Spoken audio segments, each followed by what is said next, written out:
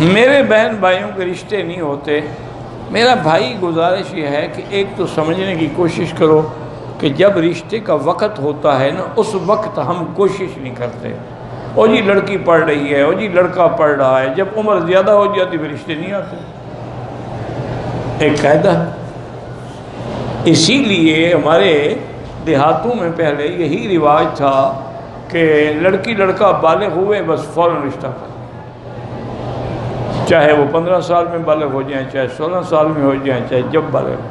میرے خود والد صاحب کو رشتہ ہوا نا, میرے جو نانا مرحوم تھے نا بہت بڑے عالم تھے. یعنی میرے والد صاحب جب پڑھتے تھے نا اس وقت وہ پڑھاتے تھے, اس وقت بھی وہ عالم تھے اور والد صاحب ابھی پڑھ رہے تھے. لیکن بدقسمتی ہے کہ بریلوی عالم تھے, اور میرے والد صاحب دیوبند سے پڑھ کے آئے, جوانی بھی تھی, تازہ علم بھی تھا, تو آپ جناب تقریریں کرتے ان کے خلاف. اور وہ اتنے بڑے عالم تھے اور متقی پرہیزگار اور اتنا خوبصورت آدمی تھا. میں نے تو نہیں دیکھا اپنے نانا کو, لوگ کہتے ہیں جو زندہ ہے وہ کہتے ہیں کہ حضرت کپڑا سر پہ چہرے پہ ڈال کے بیٹھتے تھے, باہر جاتے تھے تو ایسے تھوڑا سا کپڑا کھینچ دیتے تھے چادر کا کہ کوئی لڑکی یا عورت دیکھ کے فتنے میں مبتلا نہ ہو جائے. اتنا خوبصورت آدمی تھا. بہرحال قصہ یہ ہے, والد صاحب فرماتے ہیں کہ میں بیٹھا ہوا تھا, اس وقت ہمارے غربت کی انتہا تھی. یعنی وہاں مسجد کے ساتھ جگہ تھی, اسی کے اندر وہ تھوڑا بہت ساگ واگ لگا لیتے تھے, وہ اسی پہ گزارا ہوتا تھا, طلباء کا بھی اور والد صاحب کا بھی. اور مسجد تھی وہ بھی چھوٹی سی, اور ایک شیشم کا بہت بڑا درخت تھا پرانے وقت, اس کے سائے کے نیچے بیٹھ کے والد صاحب تعلیم دیتے تھے. غربت کا عالم تھا, غربت کی انتہا تھی. والد صاحب فرماتے ہیں کہ میں بخاری شریف پتہ نہیں کوئی کتاب پڑھا, دیکھا تو میں نے دیکھا کہ مولانا تشریف لا رہے ہیں.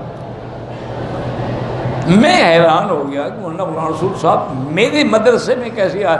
میں خیر جلدی سے اٹھا, بزرگ تھے, عالم تھے, میں نے ان کی گھوڑی پکڑی, طلباء سے کہا کہ گھوڑی کی طرف لے جاؤ. ایک ٹوٹی پھوٹی چارپائی تھی, اس پہ آ کے حضرت کو بٹھایا. میں نے کہا حضرت کیسے تشریف لائے؟ فرمانے لگے بھائی میری لڑکی رات بالغ ہو گئی ہے, میں تمہیں رشتہ دینے کے لیے آیا.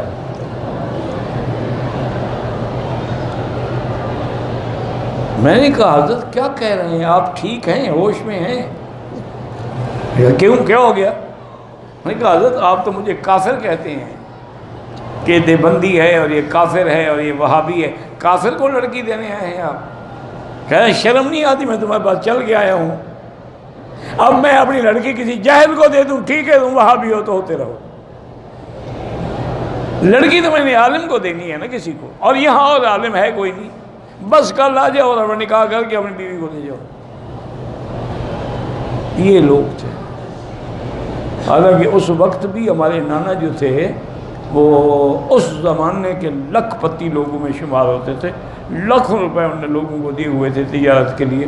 الحمدللہ اکثر تو کھا گئے, کسی نے شاید واپس بھی کر دیے ہوں, جو ہم نے سنا ہے, اور ہمیں تو پتہ کوئی نہیں ہے. تو اصل میرا بھائی یہی ہے کہ لڑکی بالغ ہو, لڑکا بالغ ہو, شادی کر دو, کوئی جھگڑا نہیں ہوگا. اور دوسری بات یہ ہے کہ آئیڈیل نہ ڈھونڈے کرو کہ جی ایسا لڑکا ہو, قد اتنا ہو, سمارٹ ہو, پکا بے حیا ہو, لباس انگریزی پہنتا ہو, کھانا انگریزوں کی طرح کھاتا ہو, دین کے قریب نہ جاتا ہو, کبھی کبھی شراب بھی ڈرنک کر لیتا ہو. تو اب ایسے رشتے ڈھونڈو تو پھر تو وہ تو نہیں ملیں گے جناب. اسی لیے وہ بھی ایسی لڑکیاں ڈھونڈتے ہیں کہ جو ہمارے ہاتھ میں ہاتھ دے کے بازاروں میں جائیں, شام کو کلب میں جائیں, شام کو ڈانس کریں, اور ہمارے ساتھ بیٹھ کے ہوٹلوں پہ کھانے کھائیں, ہمارے دوستوں کو انٹرٹین کریں. وہ بھی ایسی عورتیں ڈھونڈتے ہیں. الخبیثات للخبیثین والخبیثون للخبیثات. قرآن ہے کہ بری عورتیں جو ہیں وہ برے مرد ڈھونڈتی ہیں, اور برے مرد جو ہیں بری عورتیں ڈھونڈتی. یہ تو اللہ کا قرآن ہے. تو اس لیے رشتے نہیں ہوتے میرے عزیز. باقی اب اس کا علاج کیا ہے؟ اس کا علاج یہ ہے کہ سارے گھر والے 3 دفعہ سورۃ الرحمن اول آخر درود شریف پڑھ کے دعا کیا کریں, انشاءاللہ رشتے ہو جائیں گے. اگر کوئی عورت رمضان المبارک میں گولیاں استعمال کرے تاکہ اس کو حیض نہ آئے اور پورے روزے رکھ لے، جائز ہے۔